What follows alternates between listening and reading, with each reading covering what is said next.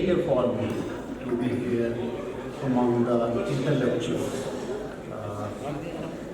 arranging this conference. The topic of my presentation is agricultural cooperation and food security, and I will analyze it in the context of shared future. Here is the roadmap. We will discuss about security and way forward.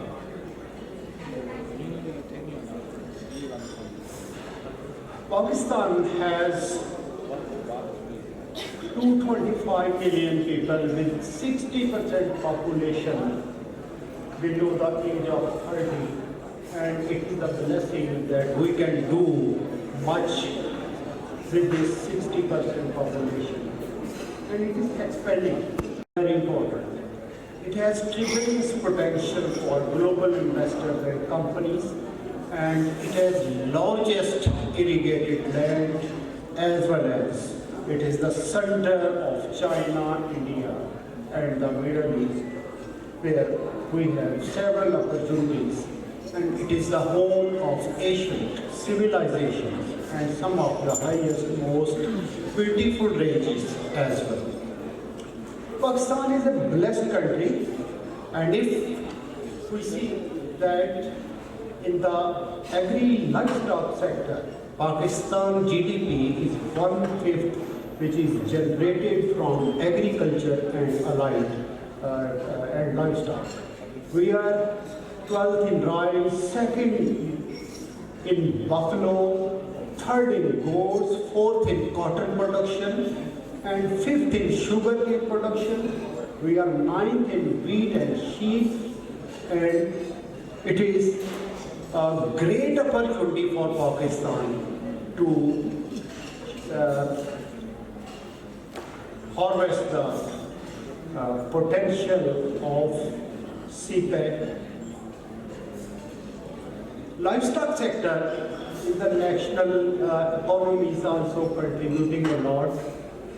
It has wide population of livestock in poultry, as well as in the buffalo, cows, and dairy and meat.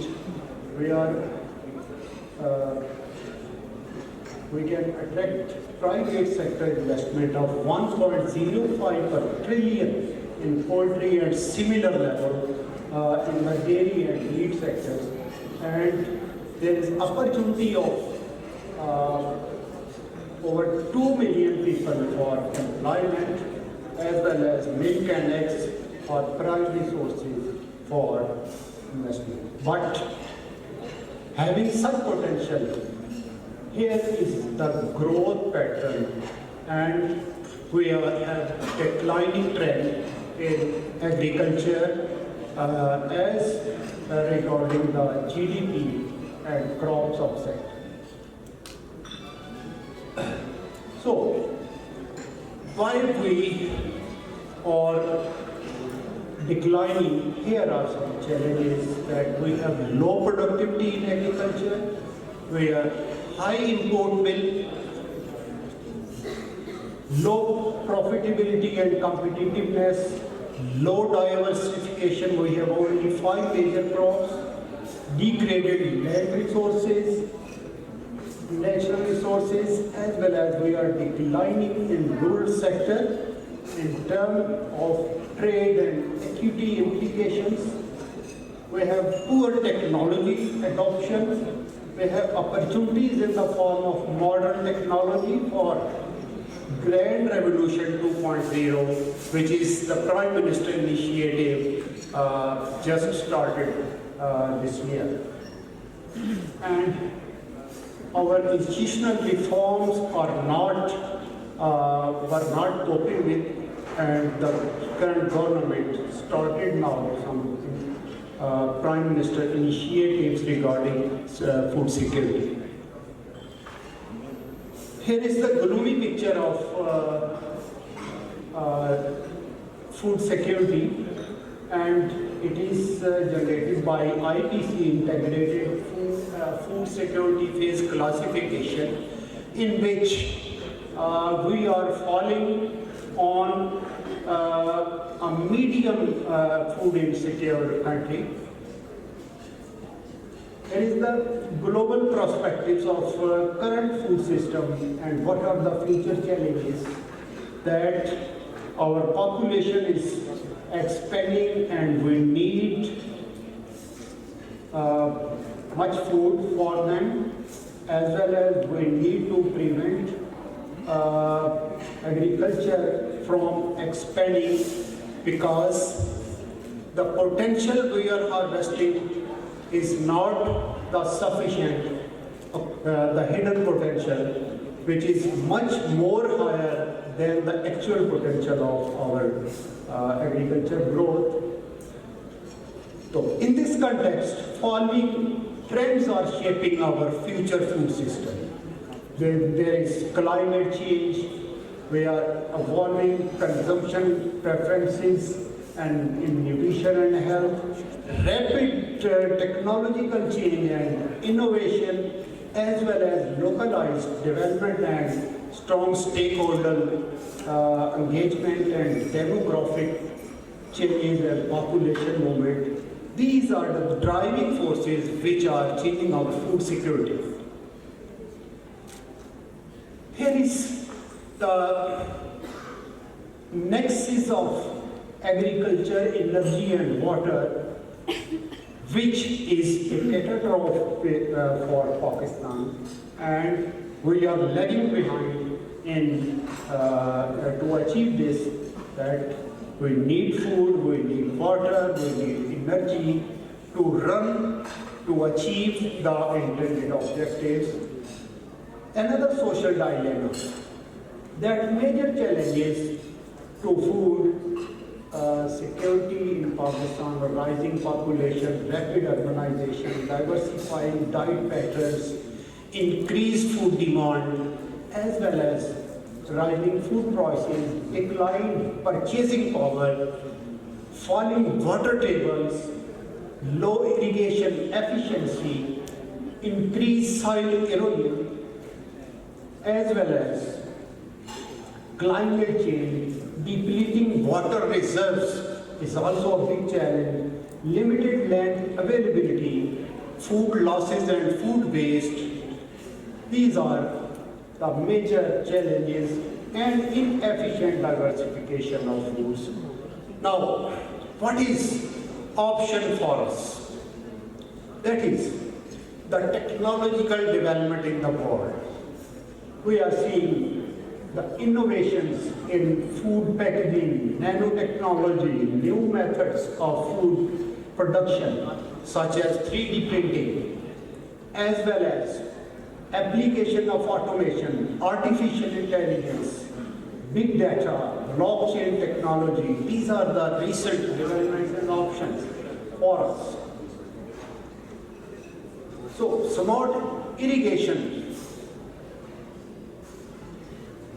is the innovative technology which we can use to save our irrigation water.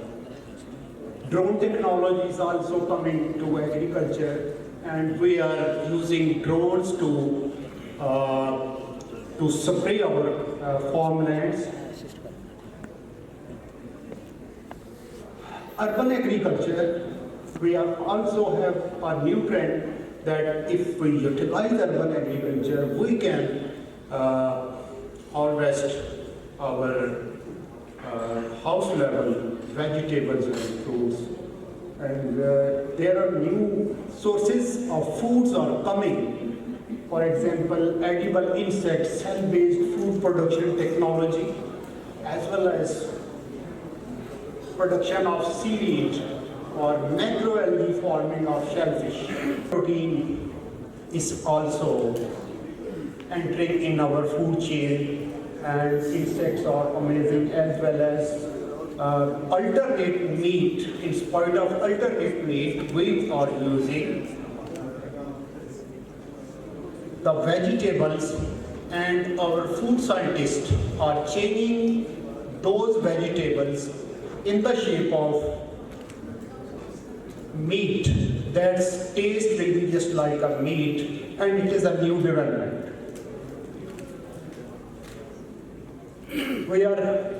We have a new challenge of food safety by the introduction of these new food challenges. We have also a food safety challenge, because food security is not complete without the food safety. We have to reduce our food waste at retail levels, as well as modern agriculture, has many complex challenges like land of world fresh water. Our emissions in agriculture, forestry, they are also higher, as well as biodiversity is concerned. 84% of crop species in the European Union depend at least partly on pollination by wildlife, as well as 70% more food will be needed by 2050, and 700% higher crop yield are produced in North America. What the difference we have? Climate change, soil erosion, biodiversity loss, consumer preferences, these are the next priorities, as well as farmers must adopt regenerative agriculture. It can change our future. Consumer expectations can drive food value chain, as well as farmers need to invest in technology to increase crop productivity, and global economic factors complicate farmer business decisions. Farmer must inspire our young, which is the 60% in Pakistan. So, CPEC, it ensures a bright future. How? Due to its infrastructure, due to technology, due to trade, due to livestock and enterprises. For example, we have the economic zones. If we develop them and we link them with the villages, we have a great potential of trade as well as export. Tourism opportunities, organic farming, wool management, adoption of water-saving techniques, marketing of crops, employment opportunities, promotion of rice exports, agri-logistics, cotton processing units, productivity of livestock sector, tobacco value chain, palm oil production, hotel industry development, and rangelands. These are the new initiatives which can be developed through CPEC, and they give us a bright future. Now, coming on this government, being the Sector Special in Planning Commission of Pakistan, I have gone through all these projects which we are doing for our food security. For example, just the Prime Minister of Pakistan started a solarization of agriculture dual project in Pakistan, and its total cost is 377 billion rupees, and it will share 1/3 federal government, 1/3 provincial government, and 1/3 will be from the farmer, and it has the potential to save our energy as well as to develop our agriculture, and all the provinces have participated, agreed on this project, and its authorization has been done and it will be started in the next month. Another project, Green Revolution 2.0, it is Prime Minister initiative, in which proposed intervention for Green Revolution 2.0. It is 5 million project, and it will supply machinery, it will give demonstration to farmers, or it will raise nursery, kitchen gardening will be done, and capacity building as well as linkage will be developed. sex sorted semen and livestock will be given to the farmers, as well as social mobilization and establishment of endowment fund through PRC, Pakistan Agriculture Research Council, will be developed to initiate, to generate a small investment in research of agriculture. Its total cost is 5 billion rupees.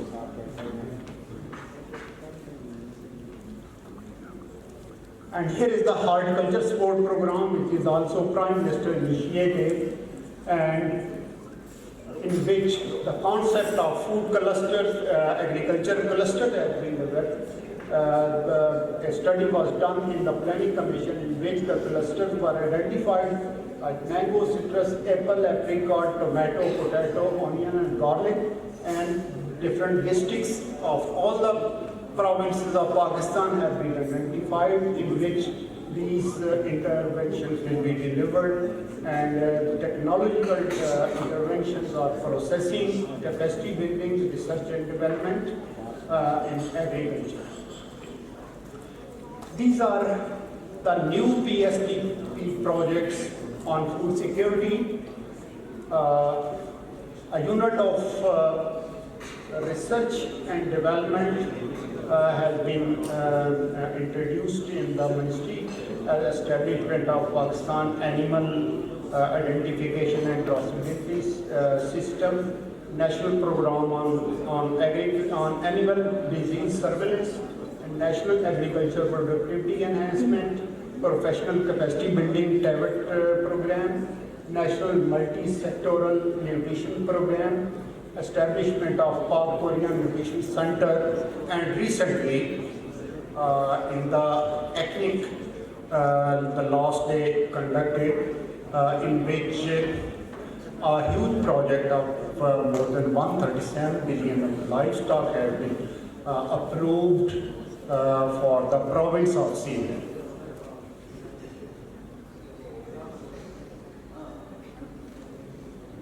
So here is the summary, the distribution pattern of different projects in Planning Commission of Pakistan. So we are much behind and we have to deliver more if we project our pace, we are not up to the mark.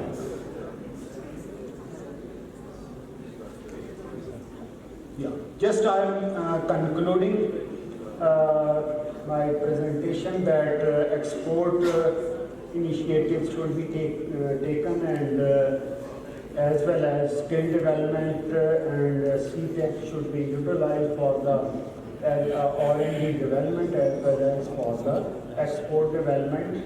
And the 5E framework has a significant potential to achieve these objectives of shared future. Thank you.